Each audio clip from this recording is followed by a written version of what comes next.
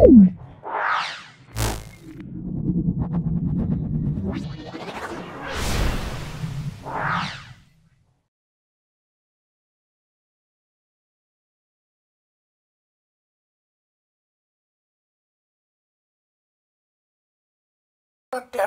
School, সেটা হলো Contai high school এবং সদর গভর্নমেন্ট হাই স্কুল সলভ করব। ভিডিওটা প্রথম থেকে শেষ পর্যন্ত দেখো, অবশ্যই তোমরা উপকৃত হবে। সলভ করছে, এটা হলো ফিজিক্যাল সায়েন্সের পোর্শন। প্রথমে আছে, দেখো এখানে কত আছে 17, Cl17 ইলেকট্রন বিন্যাস কত। 17টা আমি ভাঙলে হবে প্রথম কক্ষে 2, তারপরে 8, তারপরে 7। তাহলে আমরা কত অপশন ডি বলবো।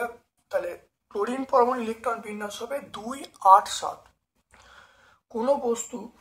কোনো বস্তু তাপ গ্রহণ বা বর্জন তাপে কোনো বস্তু দ্বারা গৃহীত বর্জ্য তাপের পরিমাণ নির্ভর করে ভরের ওপরে, আয়তনের ওপরে, ক্ষেত্রফল, ঘনত্বের ওপরে।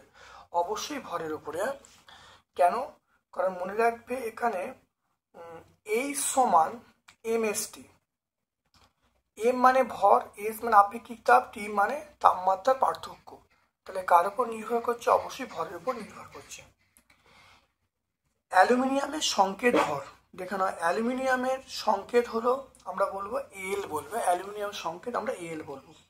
কঠিন থেকে তরলে পরিণত হওয়ার ঘটনাকে আমরা গলন বলবো।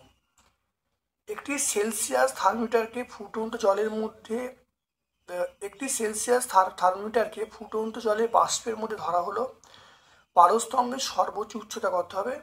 100 ডিগ্রি সেন্টিগ্রেডই হবে। Zn প্লাস CuSO4 এটা কোন ধরনের বিক্রিয়া? Zn প্লাস CuSO4 সমান ZnSO4 প্লাস Cu। আমরা বলবো অপশন ডি বলবো, প্রতিস্থাপন বিক্রিয়া বলবো, প্রতিস্থাপন বিক্রিয়া। কোনো পদার্থের বাষ্পীয় অবস্থা থেকে তরলে পরিণত হওয়া ঘটনাকে আমরা বলবো ঘনীভবন বলবো। এটার নাম হলো ঘনীভবন। Al2SO4 হোল 3 এর পরমাণুর সংখ্যা কত? দেখে না ভালো করে। এল এর কটা দেখো, এল এর জন্য দেখো এল এটা 2টো, এস কটা? এস দেখে নাও, এস হলো 3টে।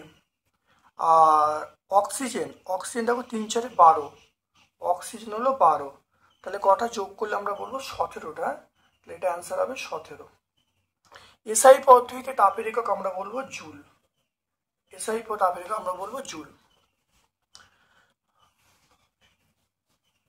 তাহলে মৌলের পরমাণু 1 বা 1-এর বেশি ইলেকট্রন বর্জন করলে প্রোটন সংখ্যা থেকে ইলেকট্রন সংখ্যা কম হয়, তখন ড্যাশ আয়ন উৎপন্ন হয়। তাহলে মৌলের 1 বা একাধিক ইলেকট্রন বর্জন করলে প্রোটন সংখ্যা থেকে ইলেকট্রন সংখ্যা কম হয়, তখন আমরা বলবো ধনাত্মক আয়ন, ক্যাটায়ন যাকে বলা হয়, বা এটা আমরা ধনাত্মক আয়নও বলি। তারপর দেখে নাও CaCl2 plus Na2SO4 CSO4 plus NaCl, এটি একটি বিনিময় বিক্রিয়ার উদাহরণ।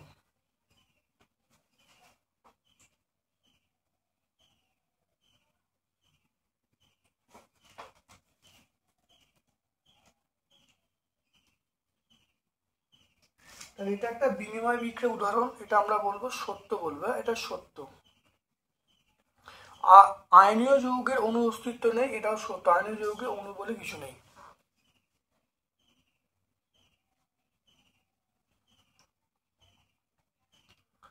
তারপর দেখে নাও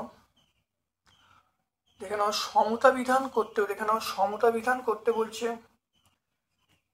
সমতা বিধান দেখে নাও, এটা দেখে নাও। প্রথমে 2 হবে, এখানে 2 হবে, দেখো 2 দিলে লেট 2টো, এখানে দুটো হবে। এবার দেখো এন কটা হচ্ছে, এন দেখো 2টো, এন দেখো এখানে 2টো আছে, 2 4টে হলো, তাহলে এন 4টে দেওয়া হলো।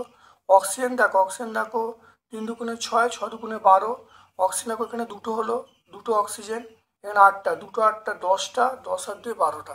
তাহলে আমরা এটা লিখবো।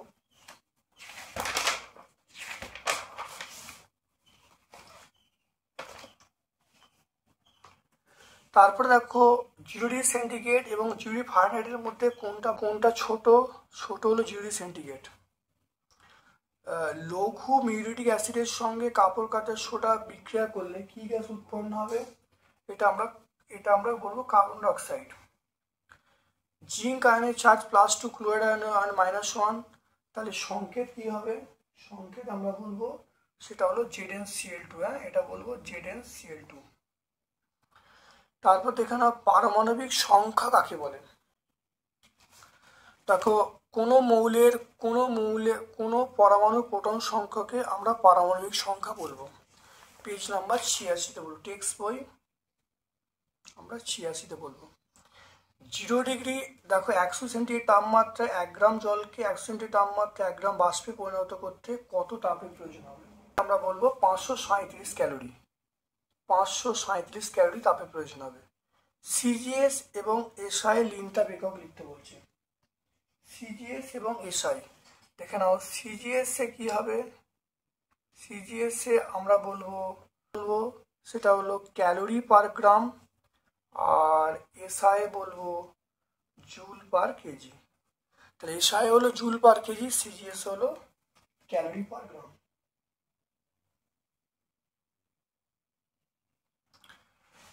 তারপর দেখে নাও মাটির কলসির জল ঠান্ডা থাকে কেন?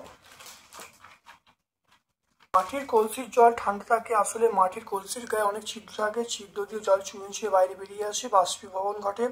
বাষ্পীভবনের জন্য প্রয়োজন লিনতাপ কলসি এবং কলসি জল থেকে সংগ্রহ করে, কলসির জল তাপ হারায়, ফলে ঠান্ডা হয়ে যায়। এটা পেজ নাম্বার 13-ই আমরা বলবো, টেক্সট বই 13। সুস্থ অবস্থায় মানবদের স্বাভাবিক উষ্ণতা বলা আছে 98.4 ডিগ্রি ফারেনহাইট। সেলসিয়াস স্কেলে মান কত হবে দেখে নাও। দেখো C/5 = F-32/9 বা C/5, এটা দেখো F এর মান বলা আছে 98.4 - 32/9। দেখে নাও, তাহলে C/5 এটা আমরা বলবো 66.4/9।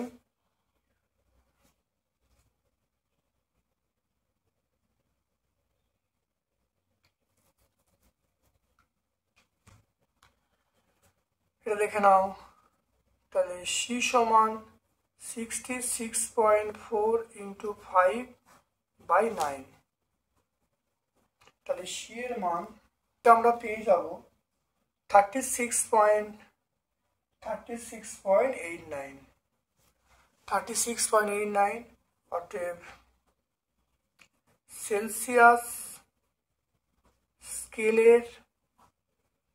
সেলসিয়াস স্কেলের পাঠ আমরা বলবো 36.89 ডিগ্রি সেন্টিগ্রেড। দেখে নাও, এরপরে আমরা দেখে নাও অঙ্কটা ভালো করে দেখে নাও। এরপরে আমরা চলে আসবো লাইফ সায়েন্সের পোর্শনে। খাদ্যতন্তু এক প্রকার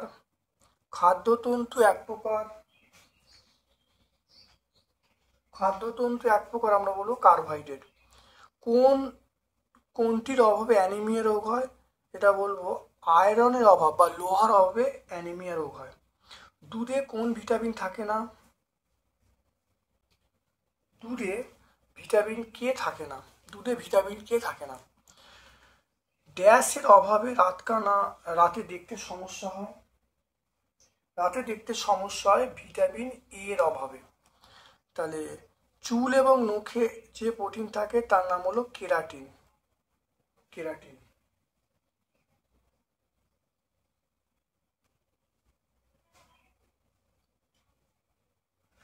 তারপর ক্ষতস্থানে রক্তকে জমাট বাঁধতে সাহায্য করে, এটার নাম হলো ক্যালসিয়াম।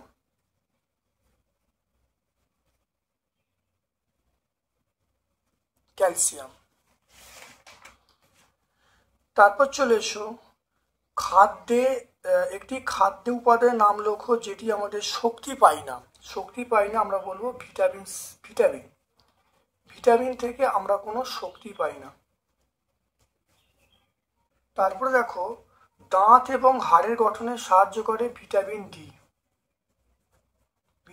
ডি। জীবদেহে জলের ভূমিকা লিখতে বলছে। জীবদের প্রয়োজনীয় বিক্রিয়া ঘটাতে সাহায্য করে। তারপরে বাইরের পরিবেশের তাপমাত্রা দ্রুত বদলালেও পাখি স্তন্যপায়ী বা দেহের তাপমাত্রা স্থির থাকে। তারপরে জলের গভীরে থাকা উদ্ভিদ ও প্রাণী এটা আলো পেতে সাহায্য করে। এগুলো বলবো পেজ নাম্বার 178-এ বলবো, টেক্সট বই 178-এ আমরা বলবো।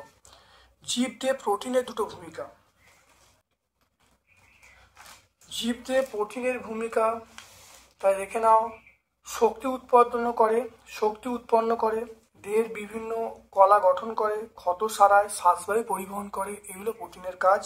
আমরা 151 পেজে পাবো, 151 টেক্সট বই 151 পেজে আমরা পাবো। তাহলে আমরা 13তম স্কুলটা সম্পূর্ণ সলভ করলাম। অবশ্যই প্রত্যেকটা ভিডিও দেখো, পরীক্ষায় প্রচণ্ড ইম্পর্টেন্ট সেটগুলো খুব ভালো করে প্র্যাকটিস করবে। আমার পক্ষ থেকে সকলকে ধন্যবাদ এবং শুভকামনা জানাচ্ছি। Thank you.